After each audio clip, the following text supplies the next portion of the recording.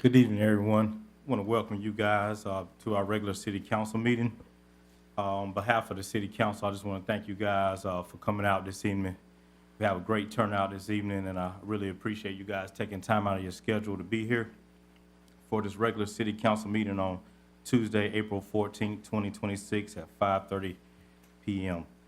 I received a text message about 15 minutes ago from Councilman Harvey Walker. He's running a little bit late. He had an unforeseen matter come up, so he'll be joining us shortly.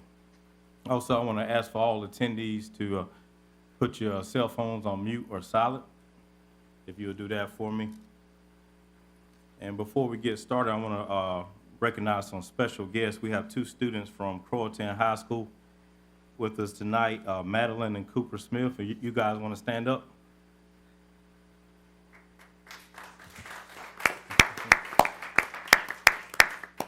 It's always good for our young people to take part in our local government and to have them participate and also get their input. So I thank you guys for coming tonight. But no further ado, I'm going to ask Mayor Pro Tem Ballou to bless us with the invocation. Yes, sir, Mr. Mayor. Let us pray. Dear Heavenly Father, we love you and we thank you for this beautiful day you've given us. And we thank you for the many blessings you provide for us each and every day. Heavenly Father, help us to be mindful that each and every blessing we receive come from you and because you love us. We thank you for all the many people in our community who work together, giving of their time to make Morehead City the greatest place on earth to live, work, and raise our families.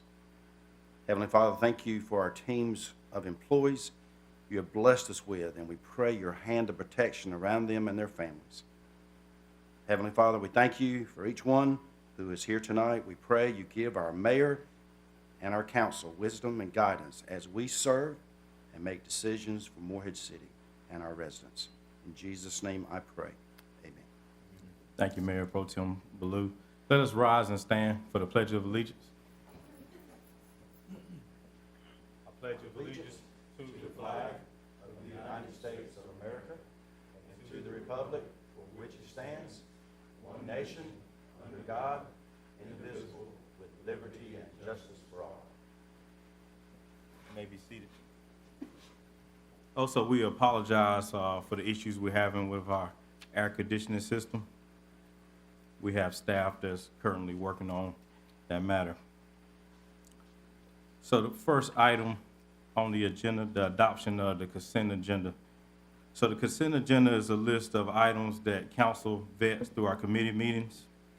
And each council member has the power to, oh yes.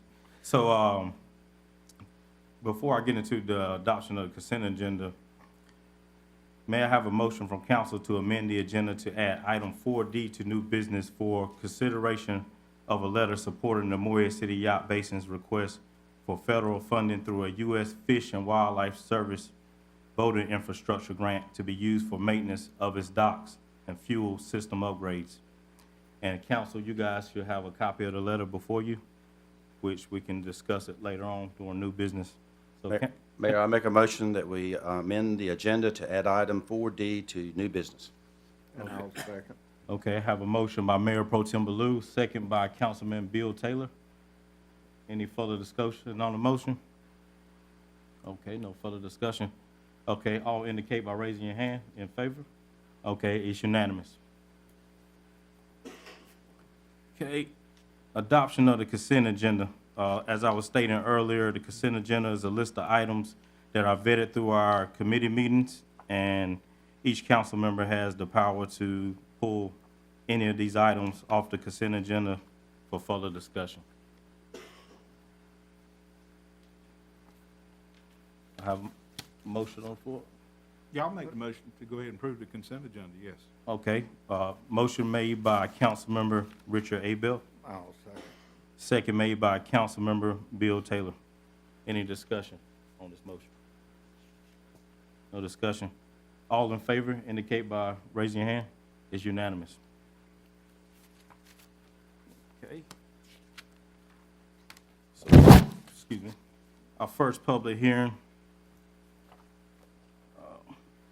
Adopt Resolution 2026-R25, Resolution 2026-R26, and Governmental Capital Project Budget Ordinance Amendment 2026-09 for the financing purposes of the construction renovation of the W.S. King Recreation Center building and outdoor facilities.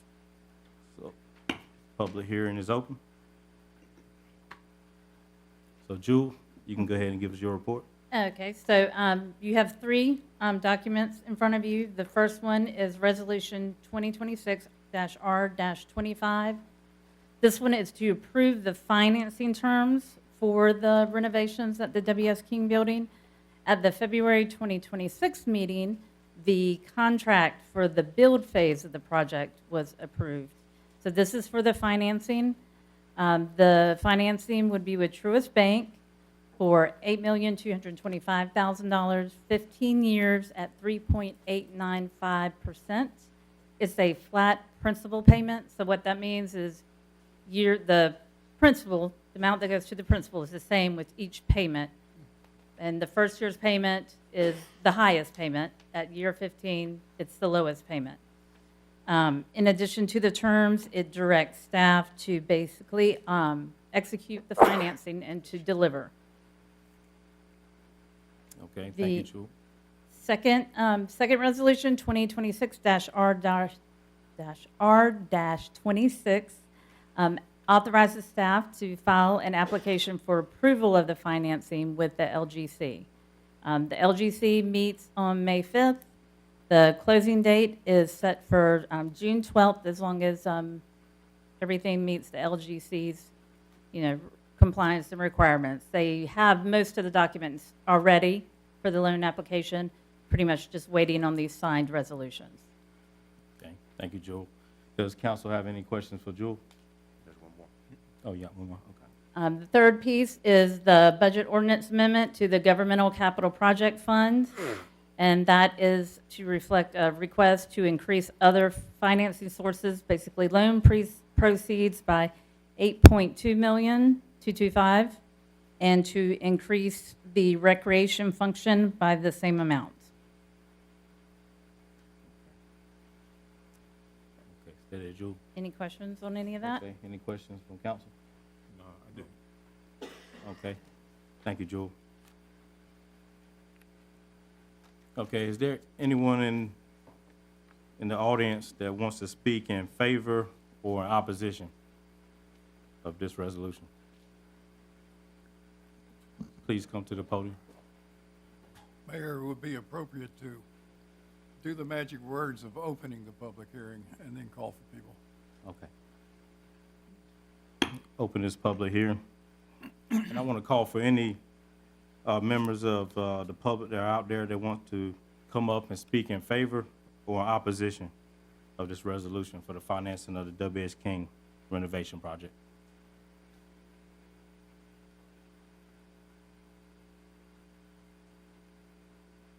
Thank you, sir. You get to the podium, state your name and address. Greg Smith, 1500 Audubon Lane, Morehead City. This is my first time in 48 years of running my own life coming to a meeting like this. Last year, the 30% tax increase that I received kind of woke me up. Spoke with several of you at the time, including the past city manager. They were very respectful conversations. And everybody took my time, talked to me, and I appreciate everything that you guys do. My concern is this is the largest tax increase in the 48 years of myself paying taxes that I've ever had. And I probably am 6 months too late in just getting to the council and saying, did we look for any grants? Did we look for anything? And I'm trying to do some research now to find out if a community our size provides these sorts of amenities. Because a city of 10,000 people, it seems like a really nice facility. But I would have liked to have seen it without such an increase in property taxes. I see the state legislature now is actually trying to get involved. The city governments kind of look at our homes as their bank books.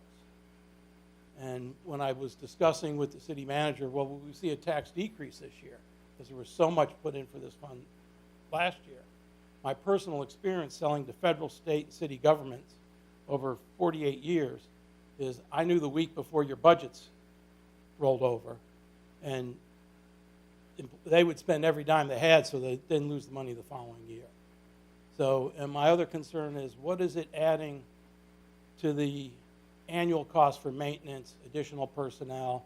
Have we really wrapped all that up in what we should be doing?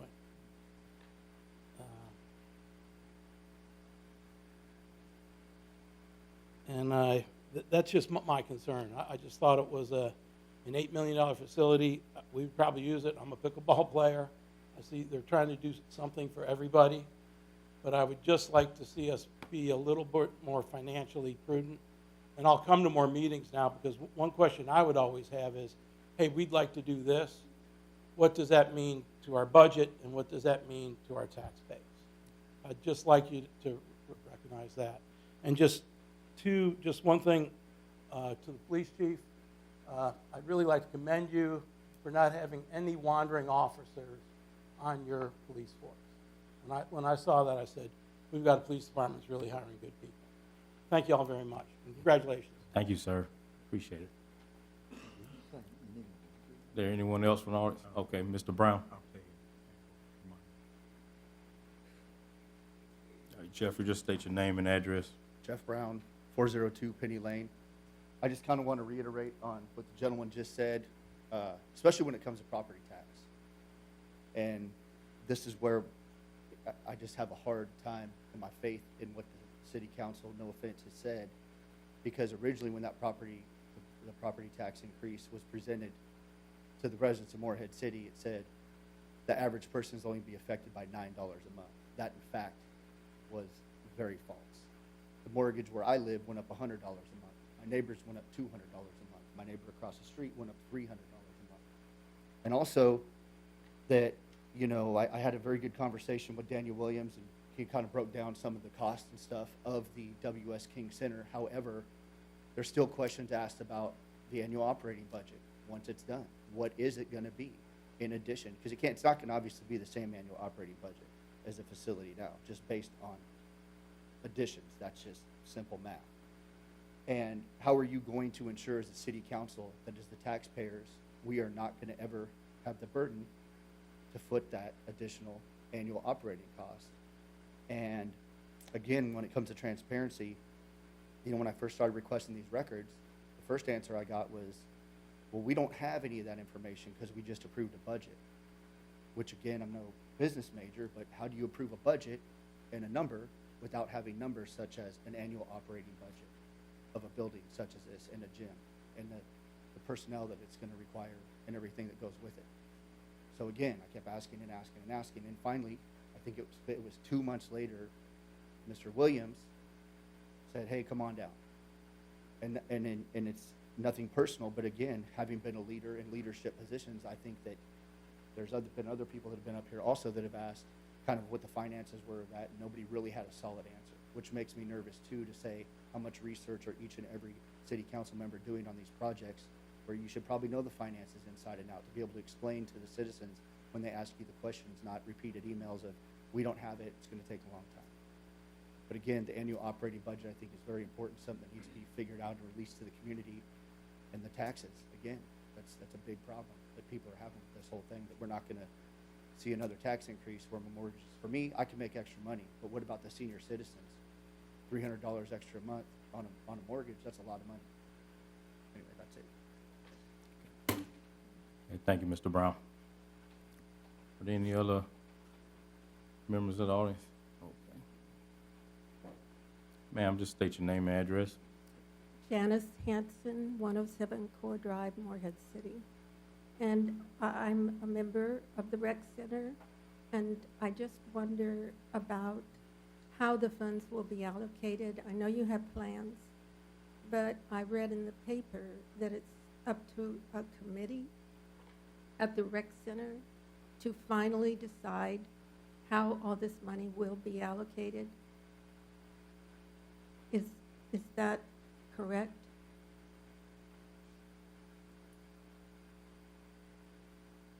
You want to take the attorney. Jewel, Jewel, you can come to the podium. Are you referring to the loan proceeds? Right, are they going to decide, this committee at the rec center, how this is all going to be divvied up? The way the whole process works in, for governmental. This goes, we have to have all that known and in place before we even go to the bank and before we go to the LGC. So the 8.2225, majority of it goes to the contractor for building the project.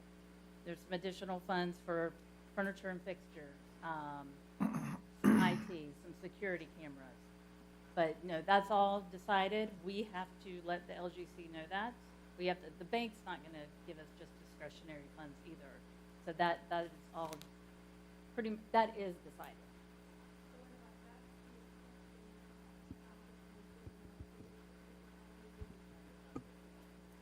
If I ask a question about how funds will be allocated for pickleball, somebody can tell me exactly what's going to happen?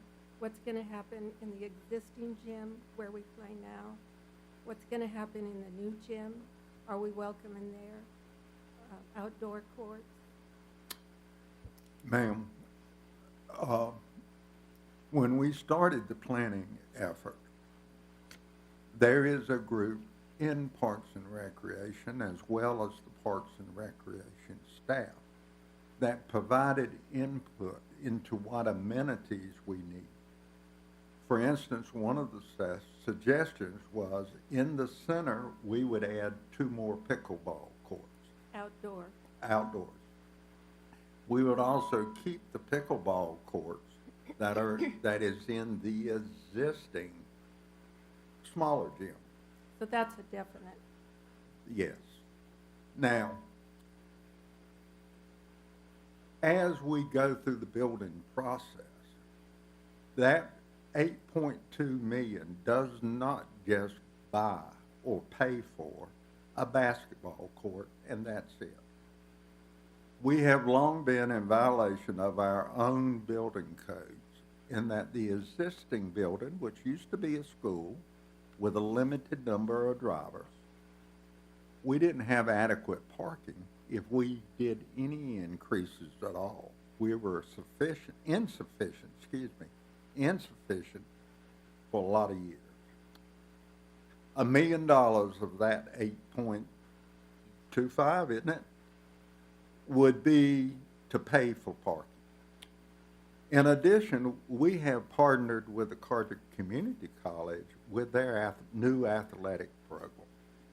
And we will build a proper soccer court for college-age people.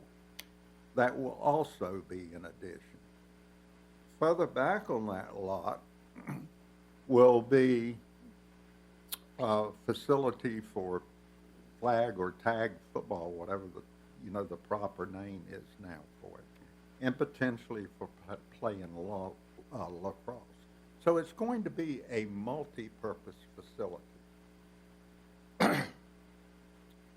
Those things will be controlled and allocated in the budgeting process that will begin soon by the Department of Parks and Recreation. The Parks and Recreation Subcommittee, which Councilman Ballou is on and I'm on. Mm-hmm. I am a physical conservative. My wife tells me I'm cheap, but I like to know how my money is being spent. We will be watching that, and we're going to try to allocate as fair as possible. Those in the audience need to remember that in addition to this very large project, we are beginning a study of total parks and recreation needs. We think about I-42 is coming down and a lot of folks are coming. We did a study called 2032, which is looking at our long-term capital needs across the city. That was completed a little over a year ago. It showed that we need more facilities towards the west. those things will be factored in at our coming budget. So a lot of the details about the direction we're heading, please come to those budget meetings. Come to the subcommittee meetings, because that's where a lot of the details take place. And how will we know when and where those They're take place? advertised just like this meeting is. Anna, could you tell, what page or website location it might have, address? Yes, so all of our meetings are advertised on our public bulletin boards downstairs on both ends of City Hall entrances. In addition, they're also on our website at moreheadcitync.gov. And for things like usually we have a regular council meeting, special council meetings across our social media feeds as well, and that will include our budget meetings. In addition, as we are undertaking our Parks and Recreation Master Plan, we will have a separate sub-website that will include all that information as well as ways for people to be involved. So that is coming in the coming weeks. I just want to thank you for that information and add that I'm in favor of this construction, but pickleball is my bias. So I'm hoping maybe in the new gym, they might create courts for pickleball in there. Just You know, something. I've thought about, we paid $5.5 million for this building. We put a bunch of people in it, right? So that seemed like a lot of money. It is a lot of money. But 8.2 for a recreation facility, which is a basketball court filled with space. How does that happen? Remember the difference between this building and a recreation building. On a basketball court, when they arch that shot, it isn't a 10-foot ceiling in there. It's a much higher ceiling, and it has to be properly reinforced. We have a requirement to have 135 mile per hour wind protection for the roof. So even though it, quote, is empty, it's an expensive building to build. And a basketball court takes a lot of square foot of concrete, which they don't give away anymore. So you're also creating parking space and pavement and asphalt. We know that oil continues to go up. Building is not cheap, and I refuse to even consider the second basketball court. Because number one, we don't have 1,300 kids from 5 years old to 1,800. 5 years old to 1,300 in this city. 10 years from now, it will only grow by 100. We don't need to. We do need one, and we need one because the existing facility doesn't have enough room to allow parents to go in, watch their kids play basketball. They have to stand out in the hall, walk to the door, and take a peek every once in a while. This provides a facility that parents can go, they can wait for the kids to get through with practice or the game, and certainly they have the comfort of a place to sit. So it's amenities, it's service, and it's going to be part of our recreation and cultural services provided to the city. So I best shut up. You heard all you wanted from me. Thank you, You did a Councilman good Taylor. job explaining it, Councilmember Taylor. Thank you. Thank you, ma'am.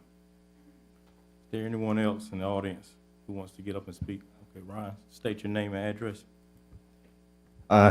Hello, Ryan Seagrave, 112 Riverside.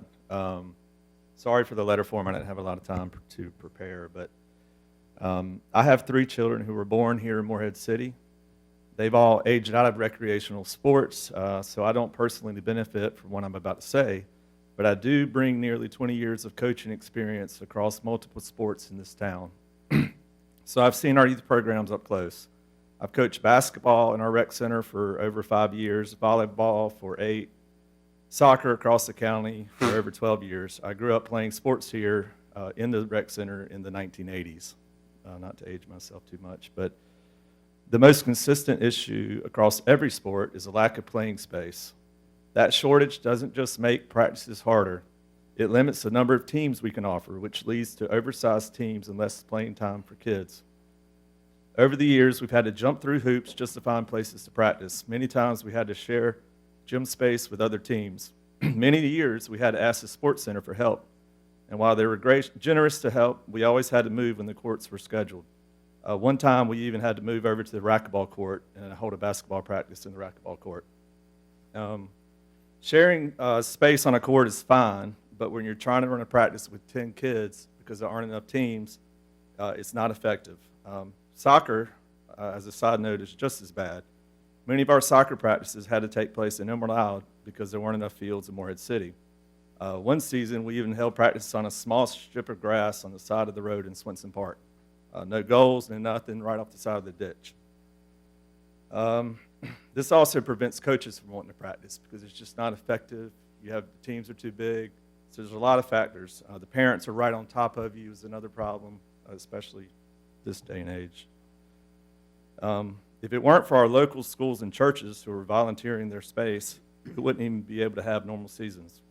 I did stop coaching about 3 years ago as my kids aged out, and the problem was already bad back then. Since then, our town's growing, and so I ask, what is the plan moving forward if we don't address this now? I don't know where we are in the process, but it sounds like we're moving forward with something, and it's a matter of how big it is. And my answer would be, why not go ahead now and build the facility that's going to help us down the road instead of 10 years from now saying, oh, we better build another one now. And now we got another $8 or $10 million because it's really not enough. I would say that the estimate of 100 kids coming in 10 years is drastically underestimated.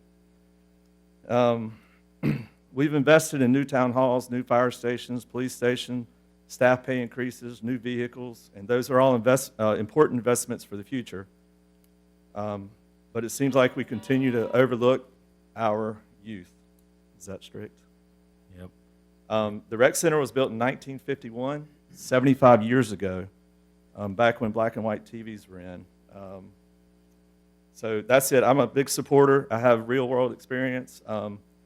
Lee ran a campaign on improving the town for the benefit of all the people. This is the way to benefit all the people, kids, grandkids, all of them. Grandparents come to this. It's not just 1,300 kids, sir. It's the whole town's going to benefit from this. And it's high time we do something for our youth because they have had everything taken away from them in my lifetime. And it's time we do it, and there's no better time than now for the president. Thank you. Thank you, Mr. Seagrave. Are there any other members of the audience who want to get up and speak in approval or opposition? Okay, Mr. Hester, please get up, state your name and address. Edmund Hester, 1300 Bay Street. And my point is jumping around what they're saying. W.S. King's, I am the last alumni from W.S. King. I've watched every black monument or historical site go away. So my point is, and I'm trying to cover up with Mr. Odom too, one, I'm going to make it short. Y'all can think about it. What's the cost for my 9-year-old to get in this place after it's built? Who can afford it? I mean, it's a good idea, but a lot of opinions are coming from the outside coming in. And you didn't change stuff when David Guthrie had it, when Louise had it, when Fred Anthony had it. The thing is, make the black community comfortable when you build this, because if you're going to do that $5 to $8 million, who's going to be able to pay membership to get in that place? It's restricted as it is around here without the kids being able to go. I heard him mention how many kids were here. It don't matter how many kids are here. You got so many people coming in Morehead now. They're going to redevelop. They're going to bring more kids. Brother Abel, you know yourself. You control that area. Whether you want an expansion or not, we got to go both ways with this. You got your money and you got your non-money people. You're blocking everybody out in one part of the community to build this thing because the kids ain't going to be able to be members of that club. So we you know, if you build it, just think about everybody. Don't think about the money. And you know, like I say, I was born in 1956. I'm the last class out of W.S. King. Some of them that's identifying themselves as being from W.S. King or going along with y'all on this are either coming out of town and dealing with the recreation department problems and going back to their own home. Keep the locals in on this. If you're not gonna stay local, don't get involved. Thank you. Okay, thank you, Mr. Hester. Okay, is there anyone else who want to get up and speak in favor of the financing of this project or in opposition? Okay, Mr. Ricketts, state your name and your address. Yeah, good afternoon. My name is Taylor Ricketts. I live at 908 East Drive. I also own the Sports Center, which is in town limits on 35th Street. Regarding the financing, I think the rates are great. 3.89%, I wish I could borrow that. My commentary is more that I think there's unintended consequences to this project. That I know I've looked at building a second sports center. We'd love to. Newport is growing fast. Even the west side of Morehead is growing very quickly. We'd love to be there. The problem is making money with this. Our facility today would cost probably $20 million to build. You're talking $8 million to build something that's, you're just adding on to an existing structure. And there's other work there. There's $1 million parking. There's a field. But at some point with this subsidized facility coming in, adding a new gymnasium, you're taking away part of the market. And the unintended consequence there is that private enterprise, like myself, like maybe somebody else that come to the market, is less inclined to do so. And that matters because though Morehead can offer X services, private can go X, Y, and Z. I think you'll be shooting the Morehead City in the foot to some degree for this project. Now, I support it, by the way. I grew up in the rec center league. You've talked to me before about this. I mean, I played basketball there just like you, Ryan. I mean, that was my kind of youth upbringing. So I know the facility, I know it needs the help, it needs a refresh, but I just think there's unintended consequences down the line that it's going to stunt basically the services that this town receives, especially from private enterprise like myself, longer term. I also personally was a little set back that when we sent a letter to town council asking for a market study, because we do compete with the rec center. We currently lose money to the rec center, and we'll be losing, I perceive, more money down the line from people using the rec center as opposed to the sports center. That was just dismissed.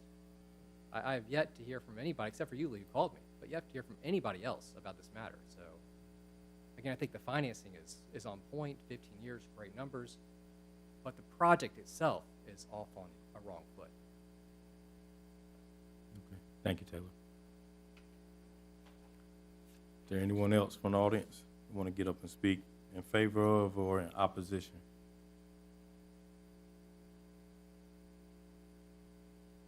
If there's no one else, public hearing closed. I'm going to refer to Mayor Pro Tem Baloo, who's the chairman of our Parks and Recreation Committee. Yes, sir, Mr. Mayor, I'm going to make a motion, and then we can have discussion after I make a motion. I make a motion to adopt resolutions 2026 R25, approving financing terms, 2026 R26, authorizes staff to file an application for approval of a finance agreement, and budget amendment 2026-09, amending the capital projects to reflect an $8.225 million installment loan for the renovation at W.S. King Building, Recreation Center, and outdoor facility and fields. Okay, motion made by Mayor Pro Tem Baloo. Is there a second? I'll second it. Second by Councilman Harvey Walker. Any discussion on this motion? No discussion? So all in favor of this motion indicate by raising your hand. It's unanimous. Okay, for our next public hearing, 3B, adopt ordinance 2026-0-08, rezoning 410 Penny Lane from RMF, Residential Multifamily District, to OMP, Office and Professional District, and Resolution 2026-R-23 of plan consistency in accordance with North Carolina General Statute 160D-605 for map amendment. Okay, Sandy, for your presentation. Good evening, Mayor and Council. This is a request submitted by Flowers Development Corp. to rezone 410 Penny Lane from residential multifamily to office and professional district. The subject property is approximately 1.34 acres, is currently undeveloped, and is located within the corporate limits. And the property was originally part of the Madison Park Plan Development, which was approved in 1997.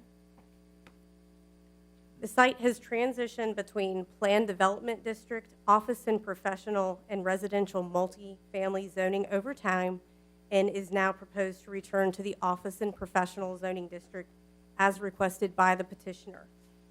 Surrounding zoning includes residential multifamily, medical arts, and office and professional districts.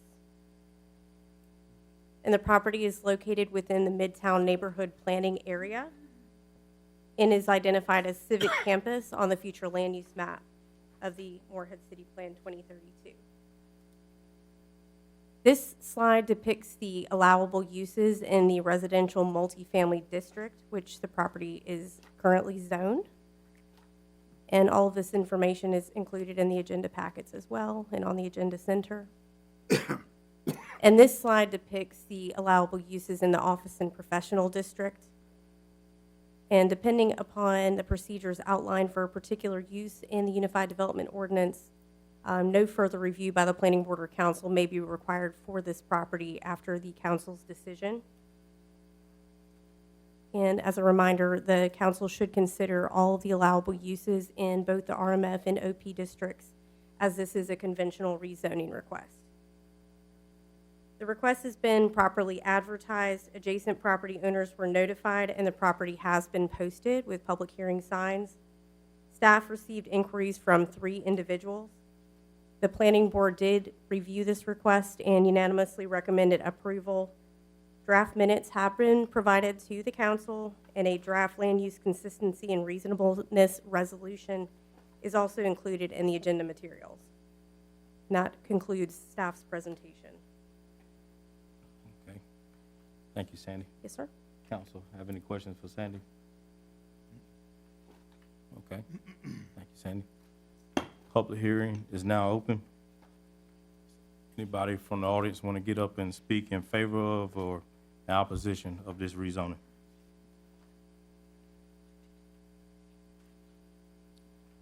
Okay, there's no one. Public hearing now closed.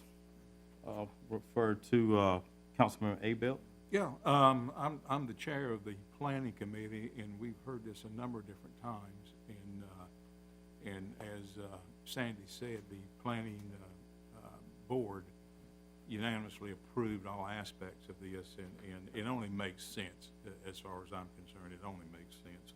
So I'm going to make a motion, Mr. Mayor, to adopt ordinance 2026-008, rezoning 410 Penny Lane from residential multifamily district to office and professional district, and resolution 2026 R-23 of plan consistency in accordance with North Carolina General Statute 160D-605 for map amendment.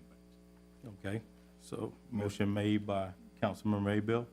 I would second that motion. Okay, second by Councilmember Bill Taylor. So any discussion on the motion? Okay, no discussion. All in favor indicate by raising your hand. It's unanimous. Okay, so number 4, new business. 4A, approve the sketch subdivision plan for 23-lot industrial subdivision proposed at 5081 and 5091 Business Drive. Hey, Sandy? Okay, this is a request for sketch plan review and approval, as you mentioned, for a proposed 23-lot industrial subdivision located on Business Drive.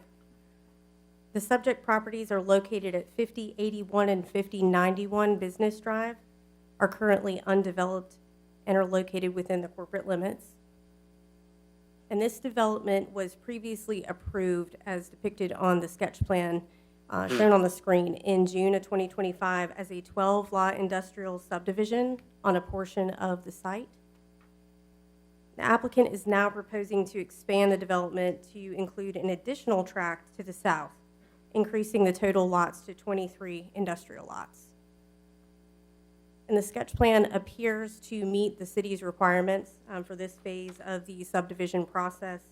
The subdivision is proposed to be serviced by city water and sewer, and detailed review of streets, sidewalks, drainage, easements, and other information will occur at the next phase, which is the preliminary plat phase, as well as the receipt of state permits and approvals, including stormwater, erosion control, and DOT access. And as you can see, the plan includes sub-street connections to adjacent properties to allow for future connectivity consistent with UDO requirements. And again, this is the first of 3 phases of the subdivision process. The next 2 phases are typically reviewed by the planning board, preliminary and final. So this is the phase at which the sketch plan is reviewed by the city council. And we've received no inquiries at the staff level regarding this request. And that concludes the staff presentation. Okay. Thank you, Sandy. Council have any questions for Sandy? Okay, thank you. All right, Councilmember Abel? Yeah. Oh, no, it's not a public hearing. Okay. Yeah. Can I ask a question? Yes, sir. Before we make a motion? Yeah, you do what you want to, Ron, because I know you have a question. yeah, will you come up to the podium? I apologize, I thought it was. No problem. I thought you were gonna comment on it, so I apologize, Mr. Mayor. Ron, there is a, Duke Energy easement that is going through where the proposed storm water pond is proposed. Can you comment? We had a couple of people, not a couple of people, one person called me and asked that they didn't know if it was allowed to do that. Can you kind of comment on it? Yeah, we've been in touch with Duke Power. They're going to accommodate relocation of the power poles to work with the pond location. Wow. You know, there's a lot of other stuff going on in that general area with the power, but if it stays where it is currently, they'll span the pond. Wow, okay, sounds good. That was answers my question, Mayor. Okay. Thank you, Ron. And probably at some point, they were gonna have to do something when Bridges Street Extension goes out that way. I don't know, 'cause I don't know where ultimately that's gonna go. I just done what I was asked to do, so I done it. Well, you did that. And it's on the record. You did do that. Okay, that being said, is there a motion on the floor? Yes, I'll make a motion to approve the sketch subdivision plan for 23 lot industrial subdivision proposed at 5081 and 5091 Business Drive. I would second that motion. Okay, motion made by Councilmember Abel, second by Councilmember Bill Taylor. Any discussion on the motion? Okay, no discussion. All in favor indicate by raising your hand. It's unanimous. Moving right along,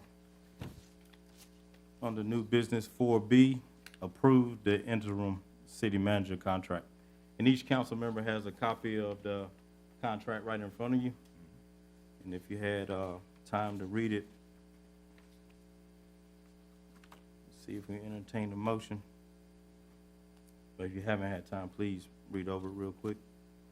After reading the contract, I would move that we approve the employment agreement as submitted by staff. Okay, so motion made by Councilmember Bill Taylor. I'll second that. Seconded made by Councilmember Richard A. Bell. Any discussion on the motion?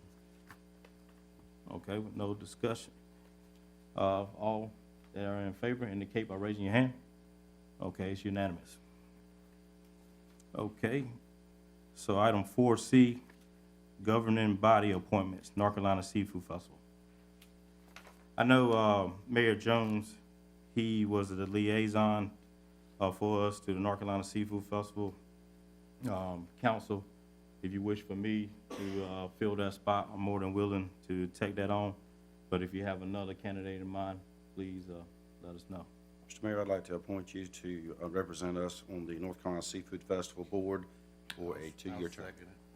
Okay, so motion made by Mayor Pro Tem Ballou, seconded by Councilman Harvey Walker. Any discussion on the motion? Yeah, I'll agree with that, only if you'll keep a good lookout on Councilman Blue. Okay, I can do that for you. Thank you, Councilman Abel. Okay, with no further discussion, all that are in favor indicate by raising your hand. It's unanimous. Better vote. Okay, so Item 4D, consideration of letter of support for the Morehead City Yacht Basin Federal Grant. Ms. Cheryl Sherwood reached out to me via email asking for the city's support for them applying for this grant. I'm gonna let her come up to the podium and talk more into the reason for this letter of support that you're requesting. Thank you, Mayor Stiles and council members. I am Cheryl Sherwood, the General Manager for the Morehead City Yacht Basin. We are currently seeking federal funding through the U.S. Fish and Wildlife Service Boating Infrastructure Grant Tier 1 program to support 2 projects at our facility, 1 dock maintenance and 2 fuel system upgrades. These improvements will enhance the safety and functionality of transient boating infrastructure serving Morehead City, the Crystal Coast, and the broader Atlantic Intercoastal Waterway Corridor. We are asking the town of Morehead City to provide a brief letter of support for these applications. Letters from stakeholders who benefit from transient boating infrastructure, including fishing organizations, waterfront businesses, tourism groups, and civic organizations, strengthen our application and demonstrate the broad community value of the investment. Established in 1947, the Morehead City Yacht Basin is one of the oldest and most strategically situated transient marinas on the North Carolina coast. Positioned adjacent to Beaufort Inlet, widely regarded as one of the safest and most navigable Atlantic inlets on the East Coast. The facility serves thousands of transient vessels annually, including long-distance ICW cruisers, offshore sport fishing vessels, and vessels participating in regional tournaments and events. Its continued operation as a full-service transient facility directly supports the economic interests of our waterfront community. Our guests not only use local vendors for maintenance and repairs to their vessels while here, but they walk into town during their stays and eat at downtown restaurants, shop at downtown stores, and use our courtesy van to go further into Morehead City to stock up for supplies. We are expected to have 53 sport fishing vessels at our facility during the year's Big Rock tournament, as we have had for the last several years. Organizations like the Big Rock Blue Marlin Tournament, the Waterway Guide, and the Salty Southeast Cruisers Net have already sent in letters of support for our application for this program. We appreciate your consideration. Thank you. Okay, thank you, Ms. Sherwood. Okay, and each council member has a copy of the letter that we've drafted in support of this request. Is there a motion on the floor? I'll make a That we- motion. Go ahead. Go ahead. I make a motion, a letter of support to the Morehead City Yacht Basin request for federal funding through a U.S. Fish and Wildlife Service boating infrastructure grant to be used for maintenance of its docks and fuel system upgrades. Okay. I'll second it. Okay, motion made by Mayor Pro Tem Blue, second by Councilman Harvey Walker. Any discussion on the motion? No discussion? All in favor indicate by raising your hand. It's unanimous. Okay, moving right along to the city manager's report. Mr. Williams. And breaking with my tradition of not doing a city manager report, I do have a few things to say tonight. First of all, nobody's happier about y'all approving the new interim manager, Mr. Randy Martin, than me. I do appreciate everybody's patience with me and help with me along the way. So thank you for that. But the real reason is I want to congratulate the Morehead City Police Department, Chief Brian Dixon, Deputy Chief September Tuttle, and their phenomenal staff of the Morehead City Police Department. The department recently received the North Carolina Law Enforcement Accreditation. That's the NCLEA. Final report from the North Carolina Department of Justice reflecting full compliance with all NCLEA standards. This is a big deal. It's a real big deal. On April 8th, 2026, representatives appeared before the NCLEA Review Committee, where the department was recognized for meeting all 116 standards.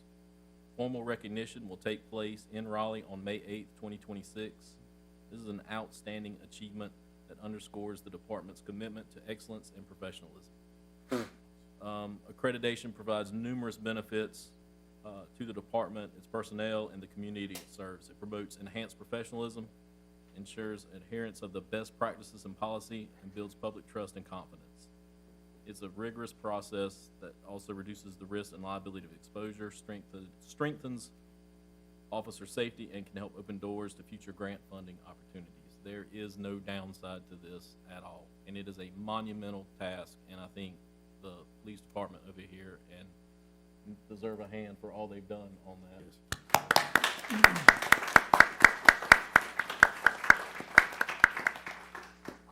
September worked very hard, and Brian signed everywhere she told him to. We have a lot of, we hear a lot about the fire department accreditation. We don't hear a lot about the planning accreditation, which is a huge thing. And now with this, with the police, it just shows what really great people work here and how hard they work. So kudos to the police department, and they needed to be recognized for that.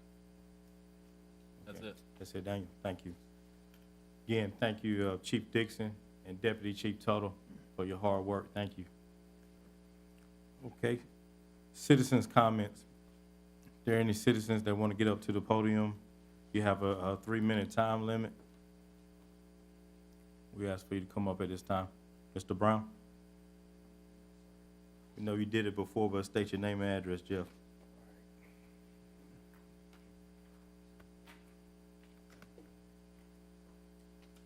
Jeff Brown, 402 Penny Lane. Good evening, Mayor, members of the City Council, members of the public. My name is Jeff Brown, and I appreciate the opportunity to address this body today. I rise today regarding a public statement made by the mayor referencing the existence of a good old boy system within the governance of Morehead City. This is a public post on Facebook.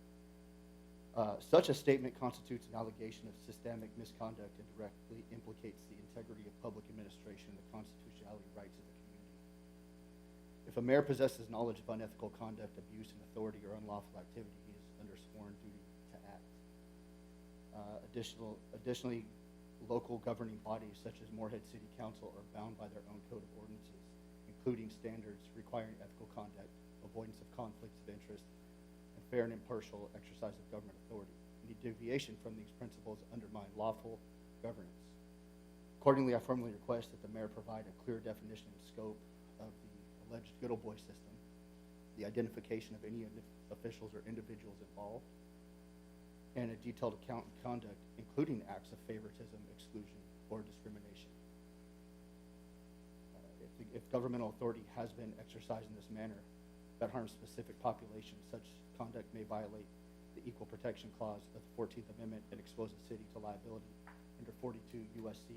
subsection 1983. And it's, and I really never paid much attention to this statement in general, and it was made a lot, actually, during the election amongst the community. And I guess the reason that I bring it up is because now the mayor is stating that apparently there's some other means governing our city that's some type of good old boy network behind the scenes, which I'm just trying to figure out exactly what that means, that's held our city back for so long.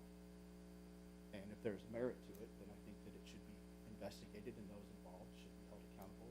And that's what we're supposed to be about, is truth and transparency. Now, I don't know that. I haven't seen it. But again, like I said, I'm hurrying up. I heard this rhetoric all through the elections, this and that, blah, blah, blah. And I don't know. Maybe there's something that's going on behind the scenes that we don't know as citizens, that we're not privy to. But it's a pretty serious statement to be made. It says what it says. It says there's obviously other influential activities, whatever a good old boy system is and whatever that means. That's all, folks, and I appreciate you hearing me, what I had to say about that. Okay, thank you, Mr. Brown. Are there any other members of the audience? Okay, Ken, state your name and address.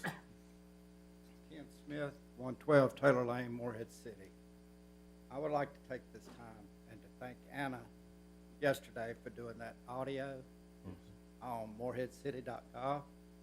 If you haven't seen it, go out and look at it. It's excellent. It explains everything about the W.S. King Recreation Center. It's a great video. Thank you very much. Thank you, Mr. Smith. Mr. Adams, state your name and address. Travis Adams, 1502 Fisher Street here in Morehead. First of all, I'd just like to thank the commissioners for moving forward with the W.S. King project. I know that's been something that has been talked about for the last 5 to 7 years, and I especially want to give a thank you to Commissioner Taylor, because I didn't speak in the opening comments first, because you did an outstanding job of just making it short, sweet, and simple. And I think you covered every avenue that you could have covered, especially when you use the word multi-purpose.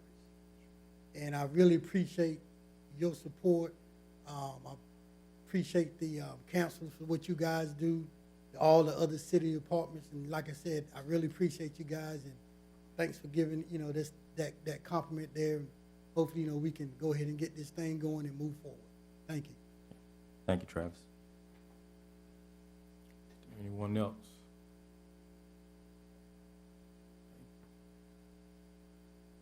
All right, Chris, state your name and address. My name is Chris McCafferty, 110 Salem Street. Thank you for this opportunity to share a summary of ideas that can help our town be a model for others across America by showing how concerned citizens can practice collective self-governance with official representation. Our constitutional republic is designed to limit centralized power in favor of constituent-guided governance at the most local and individual levels possible. Advances in technology give us new, easy ways to conveniently participate in the governing process safely and comfortably from home. I took the budget survey and submitted a photo in the budget book cover contest. The winning photo will be picked by residents in an official online city poll. This kind of poll could be used to show how residents want our council members to vote on important issues. Polls could be conducted to let concerned citizens help pick who fills the vacant council seat in town manager position. My comments in the budget survey requested a freeze on spending along with tax rates and property values for current residents as part of a broader stop and review policy that should be adopted nationwide. The stop and review period should be used to decide how we want to see our city grow sustainably in ways that do not hurt the existing population or completely change the charm and character of this special place. The council's secured website can be used to share information, accept comments, facilitate discussions, and hold polls as we review where we are while deciding where we want to go. We should look for ways to promote individual liberty and economic security for everyone. We should consider options for expanding secure citizen polling to let our state legislators and members of Congress know where we stand as a community on important issues. This nonpartisan governing body has the potential to change the course of political history by turning away from partisan politics controlled by the vocal fringes of society that want more centralized power as we start moving toward local empowerment that gives the previously silent middle majority an official way for us to respectfully promote peace, prosperity, and liberty for all. Thank you for taking time to think about these ideas that I'm happy to discuss with anyone interested. Thank you, Chris. Thank you. Okay, is there anyone else? Or do you have more, Chris? I'm just giving her a copy. Okay. Thank you. Okay, Rachel, state your name and address. Good afternoon, Mayor Stiles and the council. My name is Rachel Singletary. I reside at 405 North 11th Street, Morehead City. First and foremost, I want to thank you for the integrity that you guys have continued to maintain in the renovation of the W.S. King. It has a lot of historic value, and I appreciate the fact that you guys are holding on to the name. My grandmother, Rachel Beckton, was one of the first educators at that institution before she went on to West Carter High School to teach the first integrated class. So I really do appreciate you all for voting to keep the integrity of the building and keep the name. Thank you. Thank you, Rachel. Is there anyone else? Okay. There's no one else for citizens' comment. Councilman comments. I'm going to start with Councilman Harvey Walker. I would also like to thank everybody for coming tonight. I'm very proud of our councils for for supporting the W.S. King project. I was a little concerned when I heard some people talking about some of the issues that I'd heard prior to the meeting, but I'm so glad that we're putting people ahead of profit, because that's what it needs to be done. That the citizens of this town need to have a facility that we're trying to put up there at W.S. King. I'm very proud of you guys. I want to thank you all for the support. I want to thank you all for coming out, and I've heard you all today. Thank you all for coming out. Please continue to come out. If we can be of service, just pick up the phone. But thank you all again. But again, thank this council. Thank you very much. Thank you, Councilman Walker. All right, Mayor Pro Tem Baloo. All right. I want to thank everyone for coming out this evening, and I do want to give out a shout out to Randy Martin for attending tonight, and I'm so excited that we have a man with his wisdom and his knowledge that is going to serve with us over the next few months as our interim manager. And his hair's whiter. Excuse me? His hair's whiter, too. That's okay, but I had the privilege of serving with Randy many years ago when I first got elected on the council, and he's a great motivator, and I think he will do well over the next few months. I was so excited that Randy was interested in the job when we started interviewing for interim managers, and I'm just so excited to have him on board and look forward May 1st when he can come on board and help us serve our city. I do want to give a shout out to Daniel. Daniel, thank you. This is the second time that you have filled the role as an acting manager, and you've not only have you already got a big job with public things. Yeah. You've already got a big job. I don't even know how many jobs you have, but you already have a big role with Public Works, and you do so much. And but to take on this role as acting manager, thank you for doing that. And I know it was not an easy decision, but you're of a person that you see a need and you step up when you're asked to do that, and certainly we appreciate it. Jewel, thank you for helping Daniel and guiding Daniel and serving with him and all the staff during this transitional period that we've been through. Like Daniel said a while ago about our police department, we're so blessed, and I pray for you guys every day that we are blessed in Morehead City to have the caliber of employees that we have, and thank you so much for all that you do. Congratulations again, Chief Dixon, Deputy Chief, thank you, and we certainly thank you for all of your hard work and for this achievement accreditation. Thank you for the hard work for putting that in there, and good job. I do want to speak just a minute about the W.S. King. I thought we were going to have more time for discussion a while ago, but it went mighty quick. So this is a project that we started at least 5 or 6 years ago, like it was said during the comments, and I do want to thank all the folks that come and all the comments that were given tonight. Thank you. I know it's not easy to come up to the podium and speak to us, but thank you for doing that. But this was something that was started 5 or 6 years ago, and we kept looking around and saying, we're building City Hall, we're building police stations, we're building fire stations, we're doing everything, and what are we leaving out? We're leaving out the kids. And so here, this idea started to renovate as an addition. And like Ms. Rachel said a few minutes ago, we have a historical building that's been in our community for forever. And here we are going to add to it. So we were trying to make sure that we didn't do anything to damage the integrity of the W.S. King building by adding to it. And then here our first numbers that we started hearing were going to be in $24 million. Then we got it down to $14 million. and now we've got it down to $8 million. And Anna, thank you for the video that you put together. I don't know what we can do if we can put that on our website and make sure that anybody that wants to see that video, it really explains the whole concept of the addition and the new, what we're doing. Like Councilman Taylor said a few minutes ago, not only are we adding a gym, but we're just the parking area and out back, the field, we're just doing so much to enhance the parks and rec, and we're doing so much to enhance the W.S. King building. And what an asset it is going to be for our kids and for our seniors to have a nice facility for parks and rec. We hear all the time, what is it to do for the kids? What are we doing for the kids? And we finally, after working so long, we finally have a project that we're getting ready to get off the ground for our kids. And I'm excited. I'm excited for it. And I've heard some negative, but that's okay.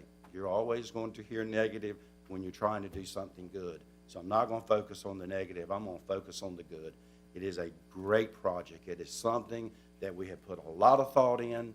There's been a lot of time in this thing, and it is going to be great. When we have the ribbon cutting, I can promise you, you're going to look and say, wow, another quality project for the town of Morehead City, and I'm proud to be a part of it. Thank you, Mr. Mayor. Thank you, Mayor Pro Tem Baloo. Councilmember Taylor? Well, you folks have heard a lot from me, and I'm not going to shut up fast. This is going to be another slightly long one, so just bear with me, because I'm trying to let you know about things that you may read in the newspaper soon, and I want you to have some information to digest. First, I would say to all of you, as you heard Daniel review the department heads and their efforts to certify and make the best professional staff we can make for Morehead City. They're the ones that help the council and help the citizens make the right financial and operational decisions. And it was good that Daniel reminded us of all of the certified departments we have. I want to remind you about another Parks and Recreation initiative that has not gotten much, quote, press. If you were to go out 20th Street, you would see that we have broke ground on a new project at the Big Rock Stadium. And that we are putting new seating in, and there will be a canopy. We will do other great things to that area to improve the drainage, to make the field better. And we have also entered into the agreement, as I mentioned earlier, with the community college, not to have one season of baseball like we've had for the last 15 years with the Marlins, but to partner with the community college to add 2 more seasons of baseball. So not only have we improved recreational opportunities for the young folks, we've improved them for the families. We have $4.4 million invested in Big Rock. Think about when we add 2 more seasons of baseball, that's utilizing our resources and giving a maximum exposure to families and their desires to see a good ball game. But the news that I want to make you aware of, in case you hear about it or read about it in the newspaper, I have been a member of the East Carolina Council of Government. That is a regional planning organization centered in Newbern that serves the primary purpose of functioning as an intermediary between state and federal monies, funding, and distribution to the counties and municipalities. It services 9 counties and over 100 municipalities of varying size. They help us bring into our county part of the $6 million the federal government in North Carolina allocates to Carteret County for the aging program. They are also the first step down the path to approving new road construction or modification. So if you want to widen the highway, you're going to work through the ECC into the Department of Transportation to get funding for it. It's an extremely critical program to be at the table. If you're not at the table, you don't get much to eat. You know, you've got to be there and participate in order to get something, benefit from it. The ECC, as I just mentioned, has 5 funding sources. One is aging. They provide, through the federal government money, 6 out of $8 million annual operating funds to this agency. The RPO, Regional Planning Organization, is the entryway to transportation. They provide or are paid for by the Department of Transportation in North Carolina. We have a small planning presence that is used to help Baber and these small municipalities that may not be able to afford a planner or may not have the skill level to help with the development of a stormwater plan or some other important infrastructure. And we work with those municipalities on a fee basis. This saves them money so that they don't have to hire a person that they can't use full time. We also get money from grants on behalf of the municipalities. They may not have in Baber somebody with the skills to send a grant request to the federal or state government. We do that for them. Now, in return, we get fees, dues, if you will, and that's how we pay the administrative expense and the employees that work at the center. Right now, each citizen in the 9 counties fee is based on a levy of 40 cents per person. So Morehead has 10,000 people, 40 cents a person. Our fee is about $4,300 a year. Now, it's a lot of money, but it's a terrific investment if we want to sit at the table to get transportation projects in Carteret County. Unfortunately, the ECC, over the past 14 years that I've been involved with it, has experienced some financial and management decisions that have not been opportune or the best that could be. Right now, the ECC is facing a financial challenge. The financial challenge is one that even though this money comes in, the $6 million, and DOT sends money to us, we have to pay out and be reimbursed. So we have to have adequate cash flow to bridge the gaps for about 2 months before we get reimbursed. That is our problem. We don't have adequate cash flow. So you may read in the paper that we're under financial strain. You know, we may go out of business, and all of that is possible.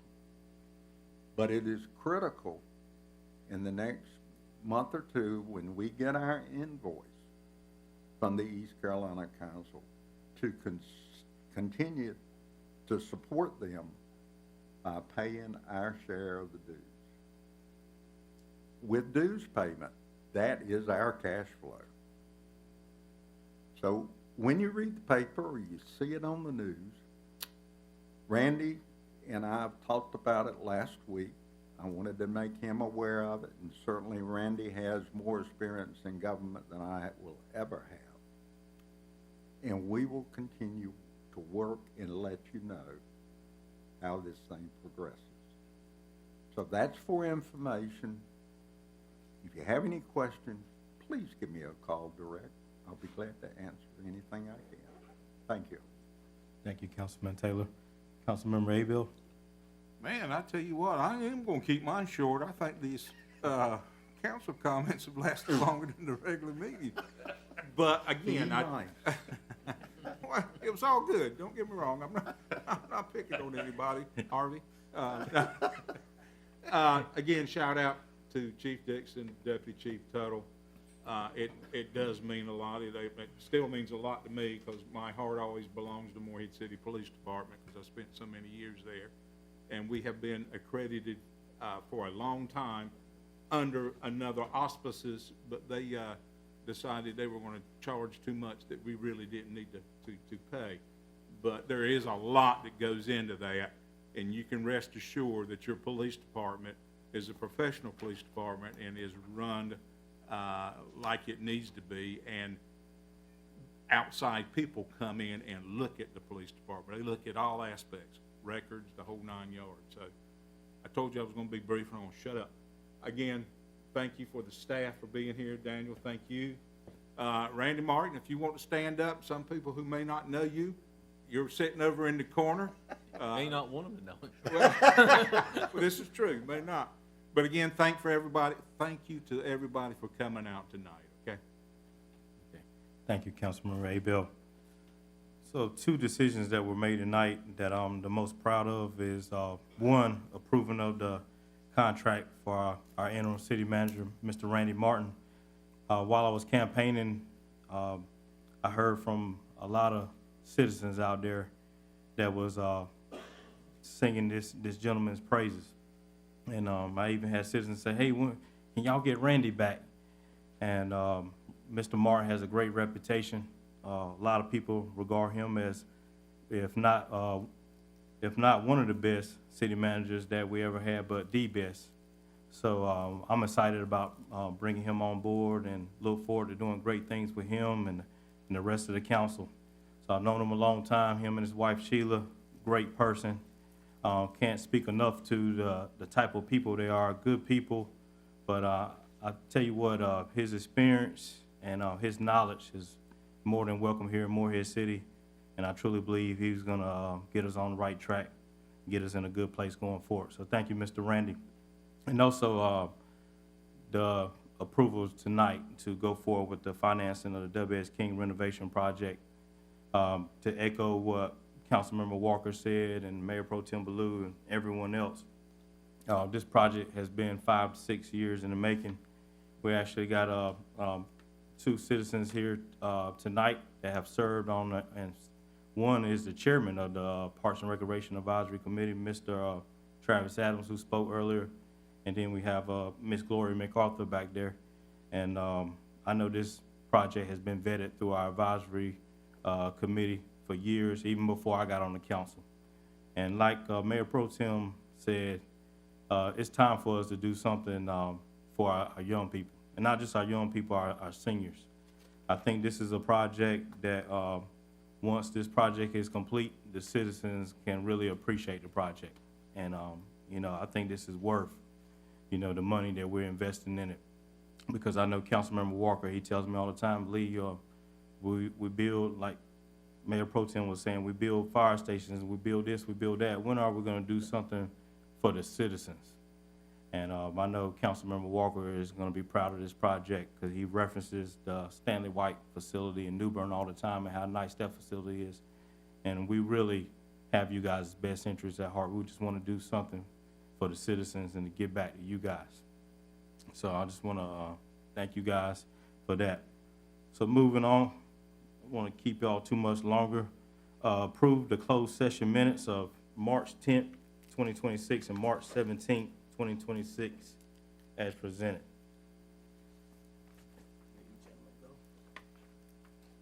Yep. Mr. Attorney, we don't need to we don't have to have them closed anymore now that it's out that who the manager is, correct? We can release them. I haven't seen those minutes, but if you approve them, we'll get them back to you to release. I don't know what else is in that particular set of minutes. All right. I make a motion that we approve the closed session minutes as presented. Okay. So motion made by Mayor Pro Tem Ballou, second made by Councilmember Harvey Walker. Any discussion on the motion? Hang on just a second.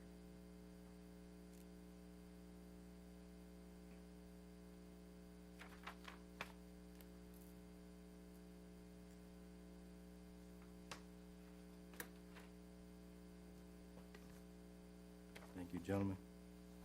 Okay, any discussion on the motion? No discussion. All that are in favor indicate by raising your hand. It's unanimous. Okay, with no further business to discuss, meeting is adjourned.